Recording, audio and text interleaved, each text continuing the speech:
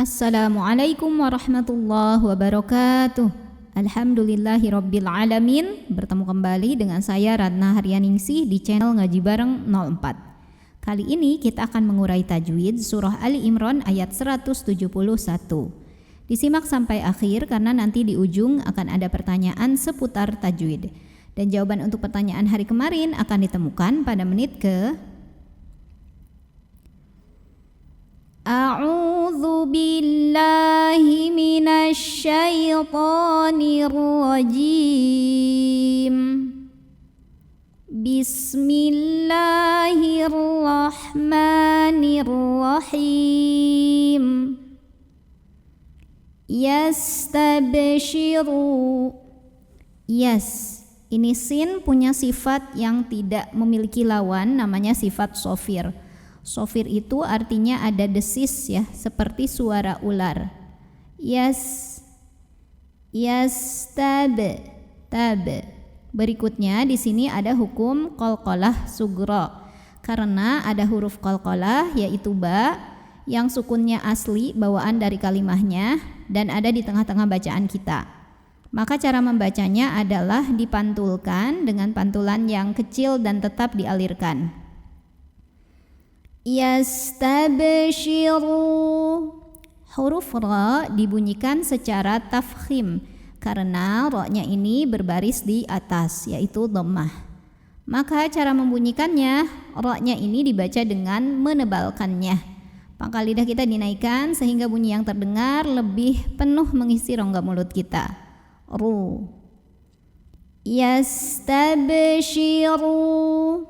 Ru mad tabi'i karena ada waw sukun yang didahului baris dhammah. Maka cara bacanya, huruf yang berbaris dhammahnya yaitu ra kita panjangkan 2 harokat saja. Yastabshiruna bi ni'matim. Berikutnya ada hukum idgham bi gunnah karena ada tanwin kasrah yang bertemu dengan huruf mim. Maka tanwin kasrah ini masuk ke mim. Jadi bukan tin tapi tim, m masuk ke mim langsung disertai bunyi dengungan. Artinya di sini bunyi m-nya ditahan. Bi ni'matim minallah. Lam pada lafaz Allah atau lam jalalah dibunyikan secara tafkhim karena huruf sebelumnya yang nun barisnya fathah. Maka bacanya ditebalkan, bunyinya Allah, pangkal lidah kita dinaikkan. Minallah. Lalu alif lamnya namanya alif lam syamsiyah. Karena alif lamnya ketemu dengan huruf syamsiyah yaitu lam. Maka alif lam ini tidak perlu kita baca ya, dilewatin aja. Dimasukkan langsung ke lam yang tasydid. Oleh karena itu alif lam syamsiyah biasa juga disebut dengan idgham syamsi. Minallah. La mad asli atau mad tabi'i karena ada baris fathah tegak di atas huruf lam. Maka cara membacanya dipanjangkan lamnya 2 harokat saja. Minallahi wa fadl. Huruf dhad punya sifat yang tidak dimiliki huruf lain. Nama sifatnya adalah sifat istitalah. Istitalah itu artinya ada suara memanjangnya ya. Jadi bunyi seperti itu ya. Dan ini suaranya juga mengalir ya. Rokhawah. Wa fadl. Nah, berikutnya lamnya ini harus tetap terbaca ya. Jadi jangan sampai lamnya tidak dibaca ya karena kita berhenti di 2 huruf yang sukun ya. Dhodnya sudah sukun, lamnya juga pasti jadi sukun. Wa fadl. Wa fadl. Di atasnya ada tanda waqaf, namanya waqaf al-waqfu aula yang artinya berhenti di sini lebih utama. Wa anna. Berikutnya di sini ada hukum gunnah musyaddadah karena ada nun yang bertasydid. Cara membacanya, nun ini didengungkan. Jadi bunyi n-nya ditahan sampai ada getaran halus ke hidung. Wa annallah.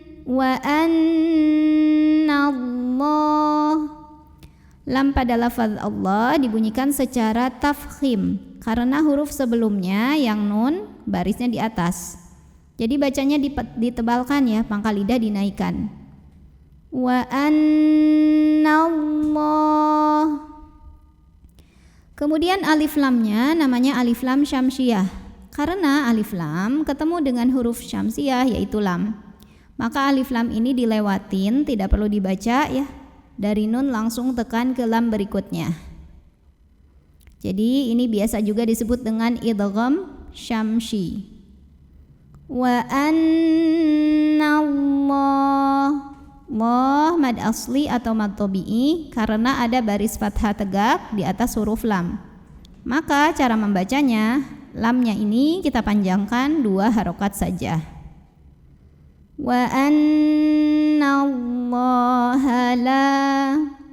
la mad tabi'i karena ada alif yang didahului baris fathah. Maka cara bacanya dipanjangkan lamnya 2 harokat. La yudhi, di juga mad tabi'i karena ada ya sukun yang didahului baris kasrah. Maka cara membunyikannya, dhad yang kasrah kita panjangkan 2 harokat saja. La yudhi'u ajral Berikutnya di sini ada hukum qalqalah sughra karena ada huruf qalqalah yaitu jim yang sukunnya asli bawaan dari kalimahnya ya, dan ada di tengah-tengah bacaan kita. Maka ini dibacanya dipantulkan dengan pantulan yang kecil.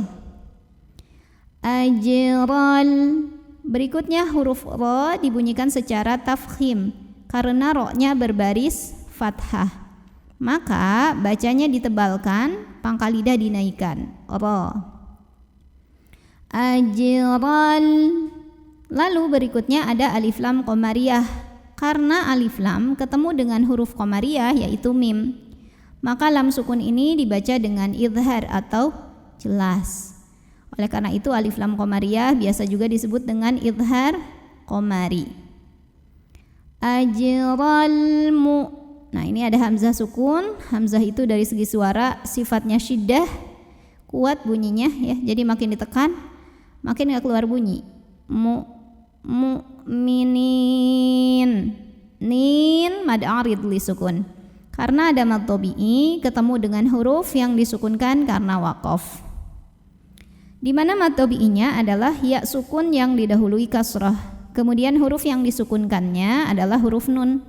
Jadi kalau kita berhenti di sini, nunnya ini boleh panjang 2, 4 atau 6 harokat asal harus konsisten dalam sekali bacaan.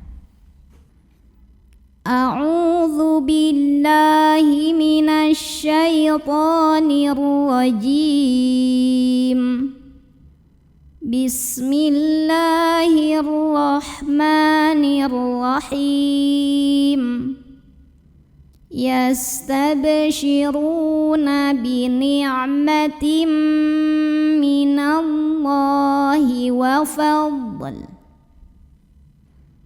Wa annallaha la yudhi'u ajral mu'minin. Pertanyaan untuk hari ini, coba sebutkan nama hukum dari yang saya tunjukkan ini. Nama hukumnya apa, sebabnya apa, dan bagaimana cara membacanya. Shadaqallahul azim. Wassalamualaikum warahmatullahi wabarakatuh.